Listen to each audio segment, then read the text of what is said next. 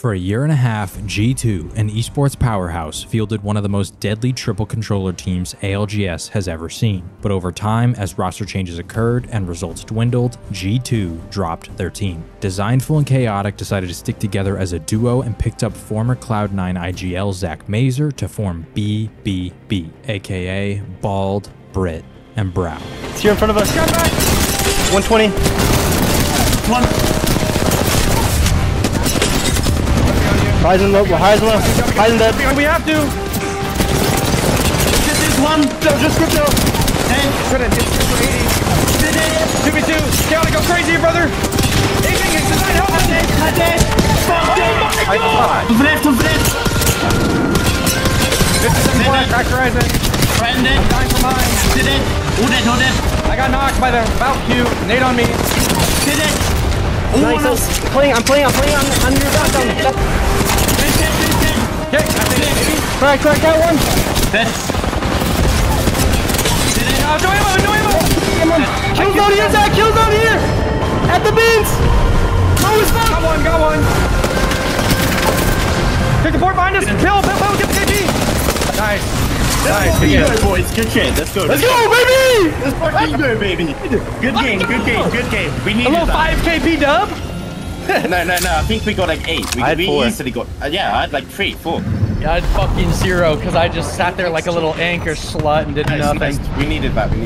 I just didn't want to have a Mazer moment. And although it seemed as if they were planning to stick together for the foreseeable future, on June 7th, Dezignful officially posted an Elev8 tweet explaining that he was dropped from the team that he spearheaded the creation of. Welcome back to the reset, where today we'll be examining why E8 missed LAN and later dropped Dezignful. But first, make sure to like the video and subscribe to the channel if you enjoy ALGS content. Also follow me over on Twitter and Twitch, and if you want to see ways that you can support me even further, you can check out my Patreon, links down in the description. So E8 missed out on LAN, and to be honest, it was not smooth sailing. While in our previous videos we took a look at Sentinels, Meat Lovers, and Lanimals, E8 was actually the worst performing team that we have covered so far, as 5 of their 7 total match days they finished in 12th place or lower. We will start by covering the 3 problems that led to their poor results, and then finish it off with the reason why Dezignful got dropped. And today we're going to get straight into it because the numbers behind E8's season speak for themselves, which leads us into problem number 1.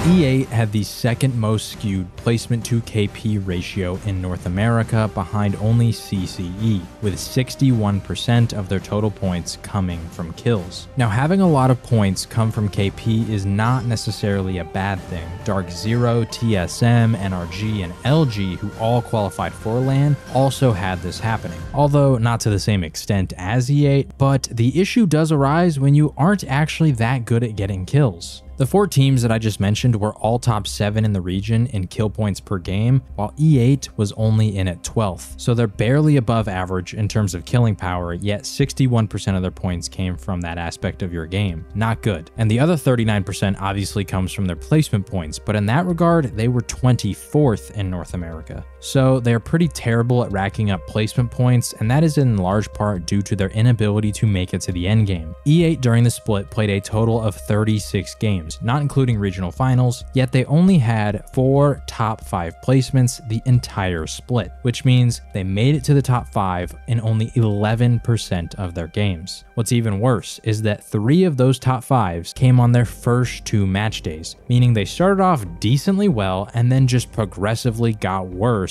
as the split went on. That 11% rate was also the second worst top 5 placement rate in North America. They also only had 11 top 10 placements throughout the split, so they were making it to the top half of every single lobby at only a 30% clip, which is horrible and the 3rd worst rate in the region. E8 would play a hard edge playstyle, so much so that there were games where they would have priority but would still choose to avoid playing zone and instead would go out of their way to play edge. Not taking these easy layup zones was definitely a bit of a strange approach because you are throwing away easy easy placement points for the sake of playstyle consistency. I understand the logic, I just don't personally agree with it. If you get blessed by circle RNG and have a strong understanding of zone pulls and can identify where the god spots will be, then it doesn't take a lot of skill to just go sit in that building for most of the game and then finally come out and fight in the top 5, and that'll secure you easy placement points. So honestly, every team should be doing this, and all the best teams in the world pretty much do, but outside of the rare occasion, E8 did not. And on top of this, notably, they did not use Valkyrie a single time this entire split. Although I do like the idea of trying something innovative by dropping Valk, as an edge team, I think this hindered them and was a factor in the lack of placement. If they had poor rotations, then they don't have the Valk get out of jail free card that allows you to travel huge distances and evaluate what's open from the sky. And if you don't have a survey beacon, then you are playing out on the edge blind with no Valk to bail you out of a poor decision. And then even if you do have a survey beacon, although you should be able to identify the best way to walk in, you lose the ability to take advantage of open god spots if you're able to see them early. To really understand what was causing them to die in the mid game though, I quickly ran through each of their match days and separated their deaths into 3 categories. The first category is dying in a straight 3v3. This is when obviously both teams are good to go, full health, and then E8 simply loses the fight. The second category is dying to a third party. This is when they wouldn't lose a 3v3, but then they would get thirded immediately after. And then finally, the third category is dying on rotation, which is just them trying to maneuver throughout the map and then getting attacked by multiple teams near or far, leading to their eventual death. In straight 3v3s, E8 died 8 times. On third parties, E8 died 7 times, and on rotation, E8 died 20 times. Now, I do want to put out a disclaimer that I do expect the rotation deaths to be much higher for most teams, but I think it stands out when we put it into the overall context of E8's lack of placement. So let's take a look at a few examples of why these deaths were occurring. First off, we start with day 9, game number 4. E8 are out in Storm trying to craft. Xset rolls up to staging to craft as well, and this happens.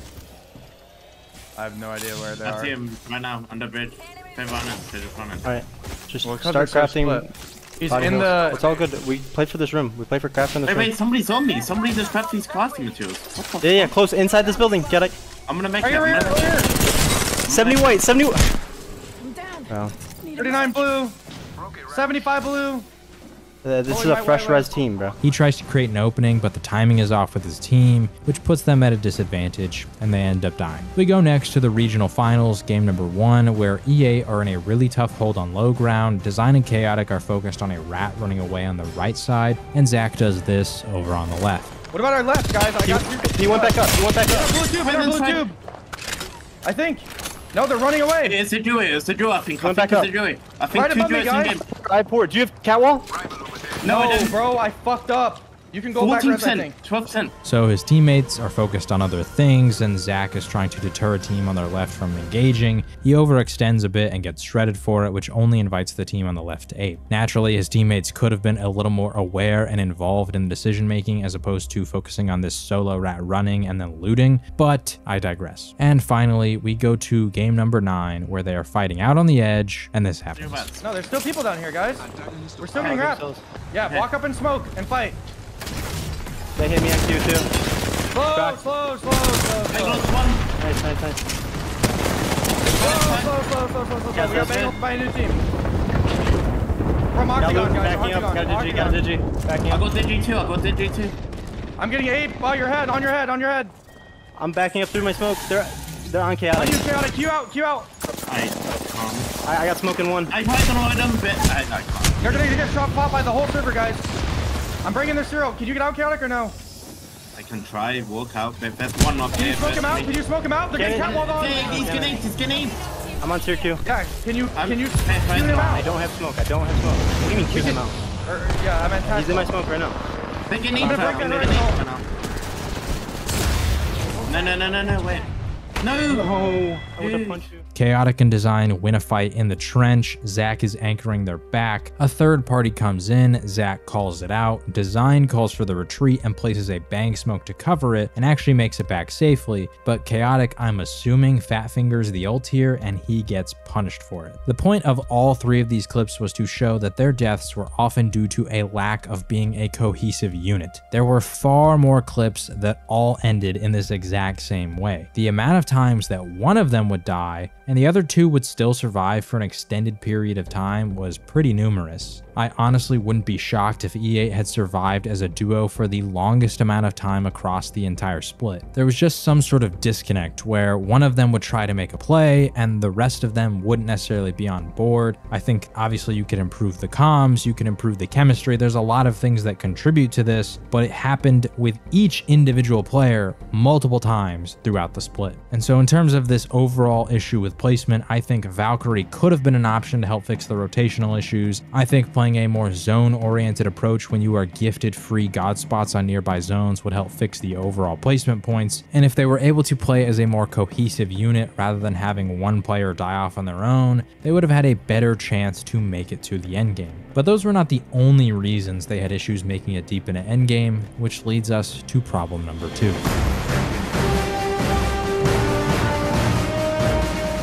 E8 made headlines this split deciding to contest TSM at the wall on Stormpoint. Although I use the word contest rather loosely because the strategy they employed was iffy, but we'll talk about that later. First, we need to talk about the story of how the contests came to be. At the start of the split, TSM was looking to leave the wall and claim Launchpad. This POI was recently open for the taking as Space Station, who previously landed there, had all 3 members part ways. This change for TSM might have been related to the beacon changes, but regardless, they had been hyping this up on Twitter for some time. Then randomly one day, TSM decides that they're going to go back to the wall. Behind the scenes, TSM was contest practicing with FaZe Clan, and FaZe allegedly beat them 8-2 in a specific day. Here is a clip of Sweet talking about the alleged situation. TSM goes to Launchpad, right? They go to Launchpad, and they asked FaZe to spawn contest practice them in a custom lobby, right? Oh yeah, I did. They do 10 off spawns, and FaZe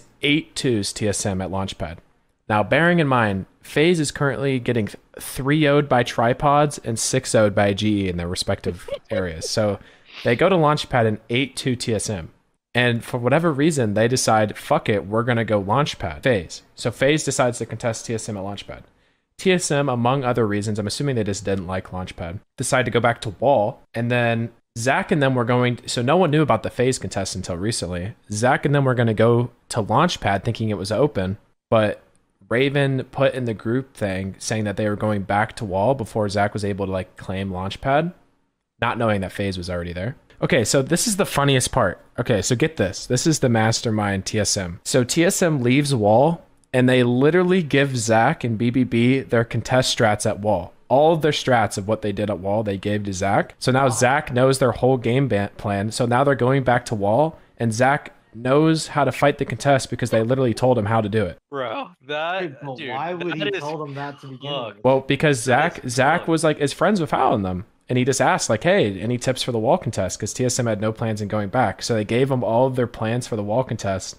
And now they're going back to wall and then contesting them. Eventually, FaZe, apparently feeling confident after this contest practice, decided to claim Launchpad and were allegedly flaunting their contest practice victory to other pros. Now, a Reddit post was made about this topic, and Hal himself actually responded to the post, stating that when TSM decided to go back to wall, they had DM'd Zach to ask to swap POIs. Zach agreed, but under the principle that TSM didn't announce it in order to give BBB a head start on claiming Launchpad. TSM announced it anyway. BBB apparently felt betrayed in some sort of way about this, so they decided to contest TSM for wall. And here's Zach's explanation of the whole situation. Did FaZe scrim TSM in private at Launchpad and get beat?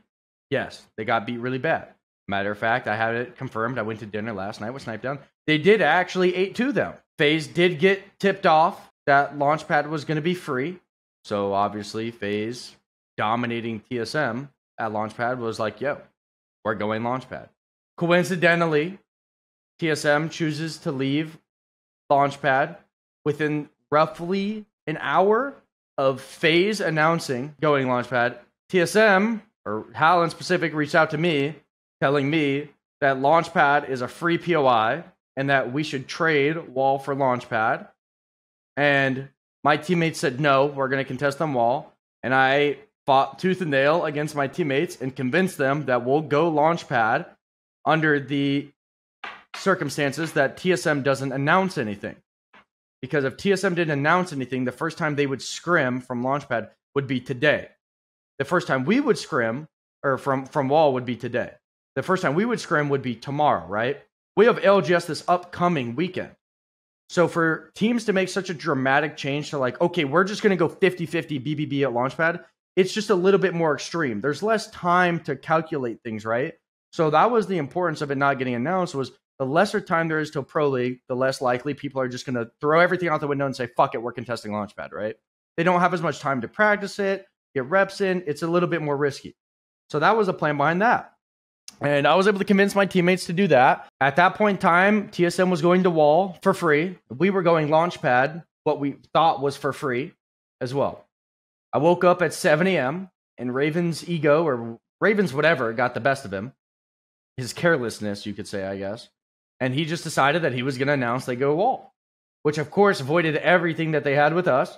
So my teammates were like instantly, all right, we're just going to go back and contest them. And I was like, fuck yeah, we're just going to go back and contest them. Like, what is this shit? This is, in my opinion, the first time in the history of Apex that TSM has made like a huge embarrassing mistake. One of the things that my teammates are really excited for is this presents a huge opportunity, right?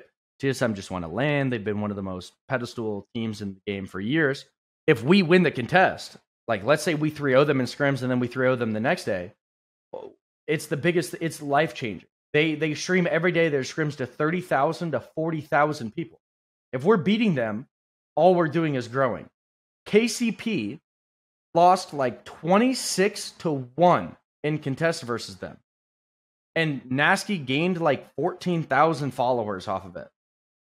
Like, contesting them if you're winning is great. Contesting them when you're losing is positive for you, believe it or not.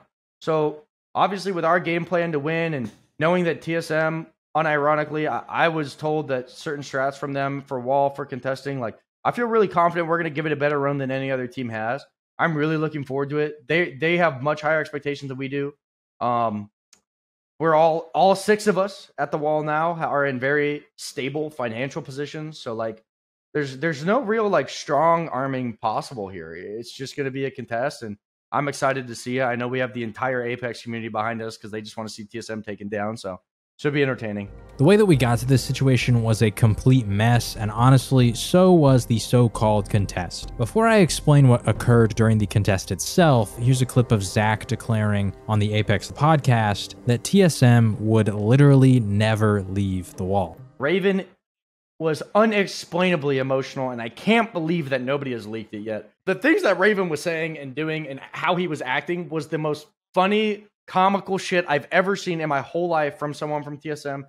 It is what it is, bro. We could 6-0 them, and they wouldn't leave come LGS Day. I don't think Raven would let them leave. If we had them 60-0, Raven wouldn't let them leave, in my opinion. That's just what I would expect. So it's like out of spite almost? Like they won't leave just out of spite? At this point, with how down bad and how many times he's had to backtrack and like cover up some things that have been said, it definitely, yeah, I don't ever see them leaving ever. But like at the same time, we'd be idiots not to defend our POI. So E8 believes that TSM will never leave. And mind you, TSM are auto-qualified for champs, so they're in a position where they are in reality trying to secure their POIs for LAN. But regardless, ZachMazer says that TSM won't leave. And yet, E8's strategy on the contest was to basically 50-50 TSM at this top left building that TSM always lands at for contest. I'm assuming when people talk about the leaked strategies, this is what they're referring to. If you go back and watch any time TSM is contested at Wall, I think you're basically guaranteed to find them landing at this top left building. E8 would leave and take the inside of the Wall, the nuts below, and the armory below if they had a bad jump. Sometimes they even had a good jump and they still did this strategy. So the fans who were excited for this so-called contest would be let down, as the contest took place 9 times. TSM won the first ever fight off this contest. I cannot. No, they ate me so quick. I wasn't ready. I didn't expect that. Sorry. Okay, I'm getting top of my building. No, you guys got this. That's great. Come to you, Chaotic. I'm tried right. They're gonna have no loot, bro. Keep that in mind. Purple armor on horizon. They might be running wall. They're gonna send one guy. Wait, the game is ending on you guys. The game is ending on you guys. People are gonna early rotate and shit. What do you want us to do? Cat this building up. Cat this building up. Yeah, cat the building up. If they choose to push you, they'll die right after. Horizon queuing up. Oh, it's already down. 34 on her. I'm coming inside. You're gonna play bottom if you're gonna play somewhere. These doors are not safe. I'm on 60. On my door. Go. I'm saving you. Oh, this is so bad. Who's panic died? Nice, good kill. Yeah, I thought you'd be able to see Chaotic. Zach, that is exactly why I told you. I told you. Then later, TSM ran away once due to having a really bad jump that EA smoked them to that top left building for. Wait, this could be an audible. Wait, BBB could call an audible. They're slaughtering them. Do their thing that they do. Wait, Hal's panicking. Hal's panicking. We all three go wall. Oh no, Hal's gonna play low ground. Wait, now they have the man. Wait, TSM, what are you fucking doing? They can't even jump out of the ship right. But the other 7 times that this contest took place, E8 was the one who ran away into the inside of wall. And the strategy of running away really pigeonholes you. You take half of the loot from the POI, yes, but you lose direct priority to northern zones as you are at the mercy of the team who is on the top side of the wall. You lose access to the beacons that are at the POI. You lose access to the crafter that is at the POI. Although you do get the armor, you are stealing it from the 3 surrounding teams, being North Pad, Checkpoint, and the Wall, so you could piss off any 3 of them, whoever is claiming it. And the issue with the armory is that it is forcing you into completing it due to the poor loot quantity that you have because you split the POI, and that's going to delay your rotate and force you into playing an edge playstyle. So this running away strategy, in my opinion, was a misplay from E8. I know that Zach stated that TSM was the team who messed up here, but if TSM is auto-qualified for champs, and you believe, as you stated on the Apex the podcast, that they will literally never leave the contest. Bro, we could 6-0 them, and they wouldn't leave come ALGS Day. I don't think Raven would let them leave. If we had them 60-0, Raven wouldn't let them leave, in my opinion. Then what are you gaining from this strategy? Seriously, what do you gain? One of the things that my teammates are really excited for is this presents a huge opportunity, right? TSM just won a LAN. They've been one of the most pedestal teams in the game for years. If we win the contest, like let's say we 3-0 them in scrims and then we 3-0 them the next day, it's the biggest, it's life-changing. They stream every day their scrims to 30,000 to 40,000 people. If we're beating them, all we're doing is growing. KCP lost like 26-1 in contest versus them. And Nasky gained like 14,000 followers off of it.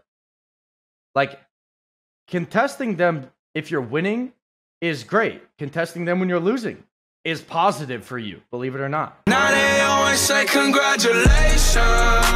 Seriously, what do you gain? The satisfaction of annoying TSM and taking half the loot to spite them? I understand the anger EA might have felt considering their agreement with TSM that fell through, but still, wouldn't securing a POI to yourselves have been a better idea? If you believe TSM is never going to leave, then no matter how many times you fight, you're never going to secure the wall for yourselves. And at best, you wipe them every single time and get 3 KP off rip. At worst, you die every single time and you're getting 0 points, or you just hover in this middle ground, settling for poor loot, no crafter, no beacon, and play from there. Instead, what they could have done is gone after their own POI to secure, like Northpad, Bean, Shipfall, heck, even a split drop strategy like Lanimals or Meat Lovers, where you get the wall on days where TSM is not in the lobby, and then when TSM is in the lobby, maybe you go after, say, Downed Beast, where where Optic would not be in the lobby at the time. The point being, there were other options rather than split looting the wall, but that's what E8 chose to do. Now, on these days in which they contested TSM for the wall, they averaged 12 points per match day or 4 points per game. Conversely, TSM would average 29 points per match day when sharing wall. Those 29 points per day would equate to 9.6 points per game, which compared to the entire region's split on Storm Point, that would have been enough to be the second best Storm Point performance in North America. So E8 was struggling to do well during this contest, while TSM was thriving. And here's where things get even more confusing. E8 was actually doing even worse when TSM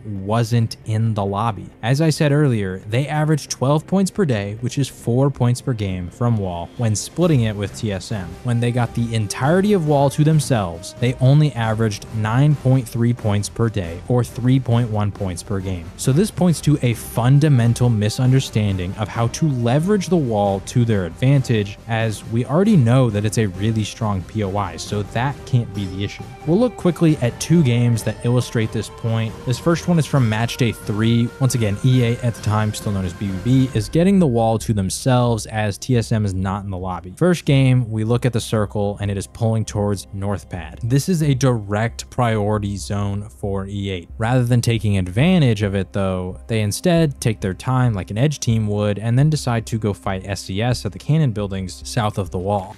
Give Watson. This is Slayer's team. We should fight this. They're running. They missed their ult. I'm safe. Give me 100, please. I'm playing my life right now. I can drop in that bubble with Chaotic design. I'm waiting. Ready, Chaotic?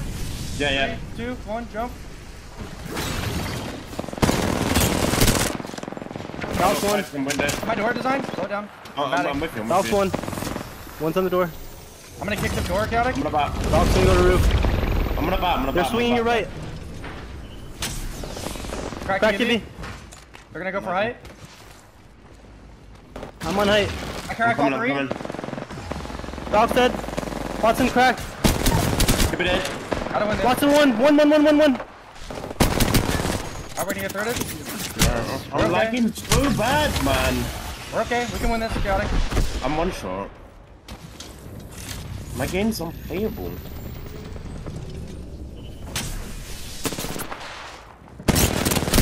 Tell me one. I can play my life. 120 on Valk. 120 on Valk. One's on roof. I'm gonna make it. I'm lagging so bad. Got They're her. full healing on roof. Nice. I'm gonna make Did it. you get your thirst? They walled at me. They don't have wall access. Valk 50 blue. Valk's 1 HP right now. 27 blue on cat. I need a help. Cat, both off. Bro, I needed that calm. I just said be on roof, bro. Yeah, I thought the Valk was the one on the roof. One's on low ground. Give a 1v2. You got this. Thirst is here, bro. Right here. Alright. They're punching him away.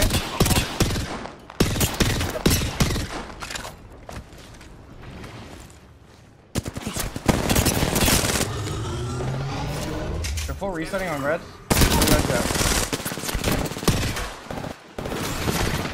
I'm lagging so fucking hard, man. I'm lagging so bad. Like, it's so fucking annoying. Why? I'm lagging like a fucking... I don't know. I'm lagging like I'm playing on fucking McDonald's Wi-Fi. They win the fight, but get thirded and eliminated in 19th place, getting only 3 points from their KP. And the next game is on the same match day, but only 2 games later, where we get a northern pull to Lightning Rod. E8 manages to get right outside of Lightning Rod, but in a rather tough spot as they have very little wiggle room, meaning a push can end their game, and well... Oh, Cat will when Storm starts cruising and just so we can peek anyway. Like, even if like nobody's on us exactly. Yeah, they just bang smoked. Yeah, they're walking up now. Wall. Oh, nice nade. Alright, nice. That was good fight. That was fun. That was good again. Oh my god. Like, just please can somebody like I'm over it. I'm actually over it. Like, what do I even say about wrestling?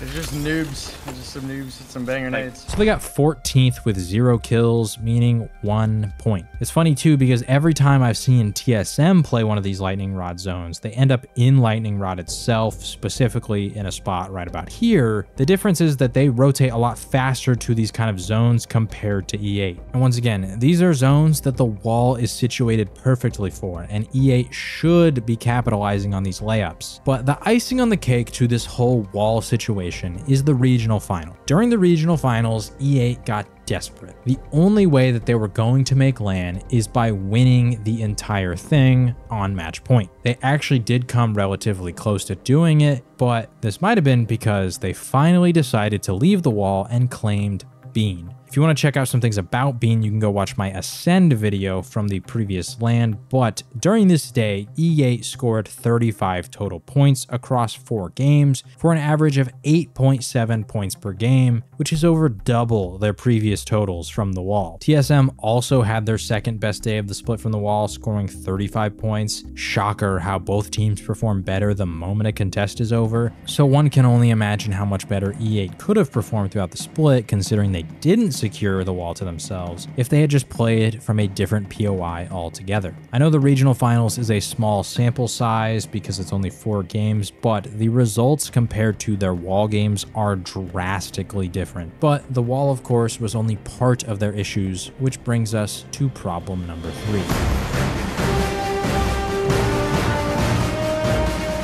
Throughout the split, E8 was an edge team, and they ran comps using Wraith, Bangalore, Seer, Catalyst, and even a bit of Horizon. But following their first 3 match days, they were struggling. I'm pretty sure they noticed the issue in placements, and I presume that they blamed their Legend composition and playstyle for the struggle, because on match day number 7, E8 decided to use a Legend composition of Ashe, Rampart, and Loba. This comp is very confusing. Rampart is going to be there to set up defenses. Loba is presumably there to allow for an early rotate and pick up loot later. And then you have Ashe, who controls space and at least so far has largely been used as an edge comp niche pick. I don't really know what the plan was when they were cooking up this one. I think once they saw the placement point problem, they decided to swap things up and early rotate, and this was the result. And it's safe to say that it did not fix things. They saw a marginal improvement on World's Edge that could just be chalked up to a fluke and small sample size, considering it was less than a 5-point difference. Meanwhile, in Storm Point, they saw a marginal dip in performance, which is wild because they really didn't have that much more room to drop. So overall, nothing really changed. I have an issue specifically with the change fundamentally because of the way that it meshes with their World's Edge POI thermal station.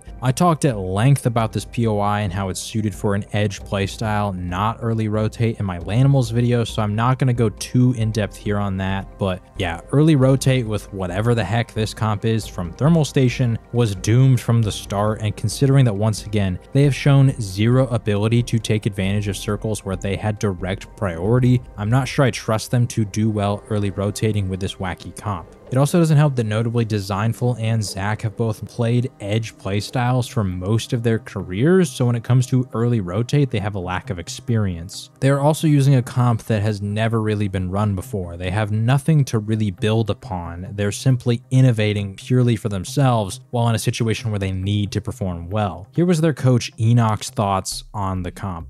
We did a new comp for the first day, which the boys wanted to run it, and I was confident in them enough to let them do it. Whether or not that was the right decision, I still don't know, but we did learn a lot. It looks like you guys just kept dying mid game, like going into ring 4, like ring 5. We had with the comp that we're doing, it's a very much like early rotate. Ashe?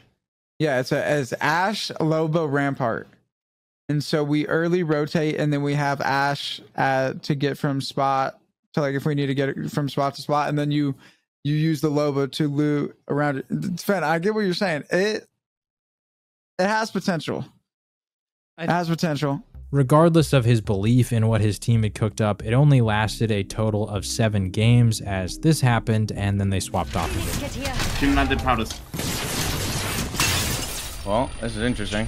Shouldn't we play survivance now? We should try to get back in the car when we get full health and boost to these buildings, I guess. It's really bad for us. We're in those buildings in front of us. No, my yellow ping. We can still get there, bro. Who would have taken it from us? Okay, They're just holding us. You ready to jump in the car? Yeah. 3, 2, 1, go. the cards are stalls because the game is broken. Well, I'm gonna boost right now Wait, so they can't. there was a team on this hill. Oh, well, why didn't you say that? Why didn't you say literally that said that in before? the beginning, you fucking idiot. I pinged where I wanted to go. I literally said that in the beginning. I'm not playing this. We're playing hard edge comp. That building's free. That building's free. Bro, you should have told me no. You should have told me no. You didn't. I thought you meant the mill buildings, bro. I said there was a pinged team it on the so hill. many times, bro. Look, there's only one ping on the map. How are we confused?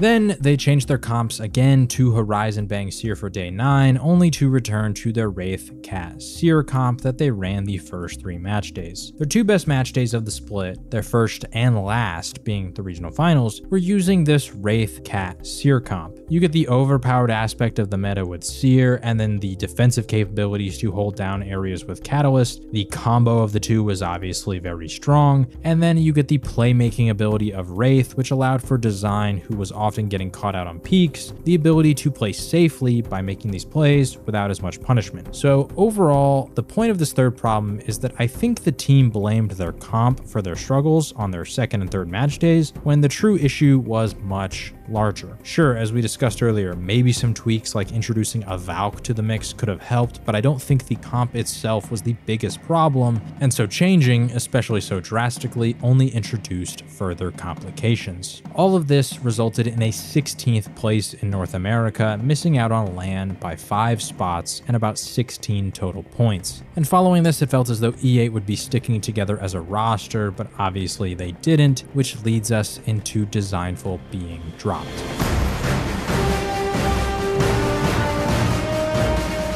Roster mania was in full swing, as the only rosters to remain untouched the weeks following regionals were Sentinels, E8, and Tripods. But on June 7th, Dezignful posted a tweet stating that he was looking for a team. E8 coach Enoch then tweeted that E8 was looking for one to fill the spot with Chaotic and Zach. Many have speculated the reason for Design being dropped is that he was not participating in scrims recently, as he has been grinding ranked in hopes of finishing the season as the #1 pred. But I'm skeptical of this reason. Design said himself that the team gave him their blessing to pursue the #1 rank, and he has defended himself online multiple times, stating how he has really never missed scrims in the past, and while occasionally and understandably his teammates had. So I'm not buying into this he wasn't showing up for scrims recently. TSM Imperial How commented on the situation, and although this is pure speculation, he does have some inside information considering his place within the league and relationships with the members of the team. There's probably some type of animosity between Chaotic and Design. They're just man-childs. What? Are you sure? He gotta put a heart under his tweet. What? Well, they always like argue to the point where they literally have to walk away from each other. Well, apparently he was allowed to play the for rank 1. Like they said that they let him like play for ranked. I don't know. I don't even know though, like what happened. And here is Chaotic's explanation on his stream regarding the change. It's been a long time. You know, easily so I've been on a team with him for 8 months, but I've been trying with him for like 10 months. It's not like the biggest blind. It's not the biggest blindside ever, but I can understand where Design's coming from. But I have also said in the past multiple times, yeah, if we don't make or prove ourselves in another split, then I'm gonna be done. Like I've said that. Like it's not like I've never said that, you know? Never not said that. It's just a change that needs to happen. It's the best thing that can happen. Not just for me and Zach, for Design as well. It's something that will have be the best decision for all of us. That I've been trying with him for like 10 months. It's not his gun skill or anything like that. His gun skill is amazing. He's a good player. Me and him are really close. I love that guy. I love that guy. Me and him have been playing together for a long time since we started grinding ranked in Olympus. I love him. I really do. But at the end of the day, a change needs to happen when we can't make a line or we can't like show up on game day and prove that we're fucking doing really good, you know, and we can't prove we're a good team. So his gun skill is completely fine, but his vibes and energy he brings to the team is not. And that's the main issue. We put 2 and 2 together, and it seems like behind the scenes, there were some issues between the team. The true reasoning behind why they dropped Dezignful, though, is what Chaotic said at the beginning of that clip. But I have also said in the past multiple times, yeah, if we don't make or prove ourselves in another split, then I'm gonna be done. Chaotic and Design teamed together in the previous split under the G2 banner, and they finished 17th and got dropped from the org. This split they picked up Zach to replace Resulta, and they only improved by 1 spot, finishing 16th, once again missing LAN, and eliminating them from champs barring an LCQ run. And a year of playing together with no real success means that a change was inevitable regardless of the vibes and the relationships, but you add in some bad vibes, and that's the icing on the cake. At some point, if things aren't working, you need to make a change, and that's what E8 did. Unfortunately, the end for this roster was not a pretty one, which means we could see a new rivalry brewing heading into LCQ and year 4 of ALGS, but ultimately, only time will tell who will come out on top after this change. E8 is not the only team that had a roster change as well. Lanimals, unfortunately, all 3 parted ways, and so if you want to see a video on how that happened, click right here. Also, this is your second reminder to please like the video and subscribe if you enjoyed the content. Follow me over on Twitter and Twitch, and if you want to see ways that you can support me even further, you can check out my Patreon, links down in the description.